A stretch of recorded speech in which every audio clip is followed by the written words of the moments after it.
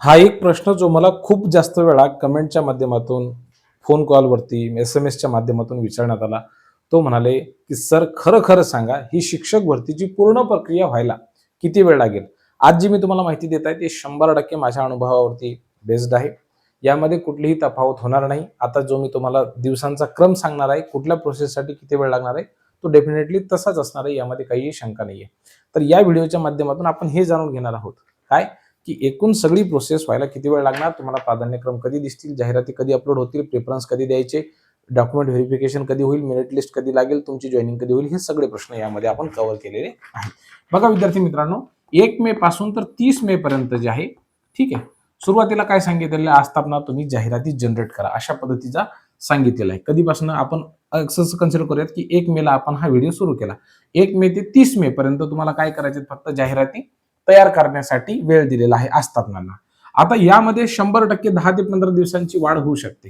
ठीक आहे. म्हणजे आधी गेला 1 महिना, नंतरचे पुढचे 10 ते 15 दिवस म्हणजे साधारणतः किती दिवस, 40 ते 45 दिवस 1 मे पासून कन्सिडर करून राहिलो हा. लक्षात घ्या, महाराष्ट्र दिनापासून 10 ते 15 दिवस आणखी त्याच्यामध्ये वाढून मिळतील. मग ह्याच्या सगळ्या जाहिराती अपलोड केलेल्या आहेत.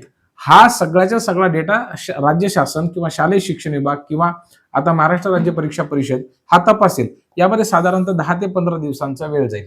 लक्षात घ्या. सुरुवातीला गेला होता जाहिराती अपलोड करण्यामध्ये साधारणतः 1.25 महिना. मग पुढचे 10 दिवस काय करतील, हे जाहिराती तपासल्या जाईल, त्याची टेस्टिंग होईल. ती जर माहिती चूक आहे, अचूक आहे, त्याच्यामध्ये काही बदल करावा लागतो का, हे काम महाराष्ट्र राज्य परीक्षा परिषद पार पाडेल. याच्यासाठी साधारणतः एवढा वेळ गेला. ठीक आहे. म्हणजे साधारणतः 55 ते 60 दिवस याच्यामध्ये गेले 1 मे पासून. आलं लक्षामध्ये. म्हणजे साधारणतः जून महिना गेला. त्याच्यानंतर हे जे 10 ते 15 दिवस आहेत, हे तुम्हाला पुन्हा प्रिफरन्सेस लॉक करण्यासाठी देण्यात येतील. म्हणजे साधारणतः 70 ते 75 दिवस. कधीपासून? 1 मे पासून. लक्षात घ्या, मी काय म्हणतोय, 10 ते 15 दिवस पुन्हा प्रिफरन्सेस देण्यासाठी देतील. आता 10 ते 15 दिवसामध्ये विद्यार्थी प्रिफरन्सेस लॉक करतीलच असं नाही, त्याच्यामध्ये पुन्हा एक्सटेन्शन हे मिळू शकतं. मग हे तुम्ही प्रिफरन्सेस दिल्याच्या नंतर, समजा सगळ्यांनी प्रिफरन्सेस दिले 10-20 दिवसामध्ये आणि मग त्यानंतर पोर्टल झालं बंद. ठीक आहे. विद्यार्थ्यांसाठी. त्यानंतर पोर्टल काय करते, स्वतःचा 10 ते 15 दिवसाचा वेळ घेते मेरिट लिस्ट जाहीर करण्यासाठी. कारण की त्याच्या याद्या बनवायच्या असतात, त्याला खूप वेळ लागतो. आता आमच्या दोन्ही वेळेचा जर अनुभव आम्ही बघितला, तर याच्यासाठी खूपच जास्त वेळ लागतो. म्हणजे आता टोटल दिवसांचं जर आपण कॅल्क्युलेशन केलं विद्यार्थी मित्रांनो, तर मेरिट लिस्ट लागायलाच त्या ठिकाणी 75 ते 90 दिवसांचा कालावधी 1 मे पासून लागू शकतो. आता हा व्हिडिओ तुम्ही ज्यावेळेस बघताय, तर याला रेकॉर्ड करून घ्या, सेव्ह करून घ्या. याच्यामध्ये फक्त 15 दिवस अलीकडे येऊ शकतात. जर समजा राज्य शासनाने किंवा शालेय शिक्षण विभागाने जाहिराती जनरेट करण्याकरता जर समजा एक्सटेन्शन वाढवून दिलं नाही, तरच एवढा त्या ठिकाणी फरक पडू शकतो. अन्यथा जाहिराती सगळे अपलोड झाल्याच्या नंतर ते टेस्ट वगैरे करण्यासाठी हा जो 10 ते 15 दिवसांचा मी वेळ सांगितलेला आहे, हा होऊ शकतो की थोडासा कमी होईल. 8 दिवस देतील, 10 दिवस देतील, परंतु डेफिनेटली याच्यासाठी थोडाफार तर वेळ लागेलच. आणि ते झाल्याच्या नंतर प्रिफरन्सेस लॉक करण्यासाठी मला असं वाटतं की 15 दिवसांचा वेळ साधारणतः ती देतीलच. आणि त्यानंतर 10 ते 15 दिवसांनी मेरिट लिस्ट येईल.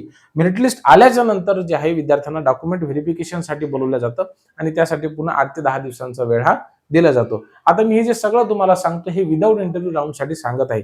याच्यामध्ये जर समजा विथ इंटरव्ह्यू जर आपण घेतला, तर हा जो एकंद स्पॅन आहे, टाइम पिरियड आहे, तो डेफिनेटली काय होणार आहे, वाढणार आहे. कारण की मुलाखतीसाठी जास्त वेळ त्या ठिकाणी आस्थापनांना द्यावा लागणार आहे. दोन्ही जर मेरिट लिस्ट सोबत लागल्या, तर निश्चित याही पेक्षा अधिक दीर्घ कालावधी हा लागू शकतो. म्हणजे 1 मे पासून जर आपण कन्सिडर केलं, तर मे, जून, जुलै हे 3 महिने जरी गेले, तरी साधारणतः मी जे मागे एक टेंटेटिव्ह डेट सांगितली होती की 15 जुलै ते 15 ऑगस्ट या तारखेच्या मध्ये तुम्हाला जॉईनिंग मिळेल. मला असं वाटतं की ही गोष्ट खोटी ठरावी आणि तुम्हाला जे आहे ते याच्या आधी म्हणजे 8-15 दिवसातच पुढच्या जॉईनिंग भेटून जावी. परंतु सरकारी काम 6 महिने थांब. आम्ही कितीही तुम्हाला ओरडून सांगितलं तरी सुद्धा जी शासकीय प्रोसेस आहे त्याला वेळ लागतोच. आता अनेक जण या गोष्टीला निगेटिव्ह सुद्धा म्हणतील की सर तुम्ही निगेटिव्ह बोलता, फटाफट व्हायला पाहिजे. पण नुसतं गोड गोड बोलून काय, नुसतं आम्ही व्ह्यूज कमवायचे, पैसे कमवायचे आणि विद्यार्थ्यांना तर सारखाच डिले लागून राहिला. तुम्हाला माहिती आहे, परीक्षा देऊन आतापर्यंत किती दिवस झाले. तर सरकारी काम हे असंच असते भावांनो. तुम्ही ज्यावेळेस सरकारी यंत्रणेमध्ये येसाल, तेव्हा तुम्हाला बऱ्याचशा गोष्टी माहिती पडतील. हा, तुम्ही यंत्रणेमध्ये आल्याच्या नंतर ही जी एकंदरीत सिस्टीम आहे, तर ती तुम्ही बदलण्यासाठी प्रयत्न करू शकता. एक जणाने खूप छान पद्धतीने म्हटलं होतं, either you change the system और सिस्टीम विल चेंज यू. बघूयात नेमकं काय होतंय. तर यामध्ये तुम्हाला काही शंका वगैरे असतील तर लिहा कमेंट बॉक्समध्ये. खूप खूप धन्यवाद.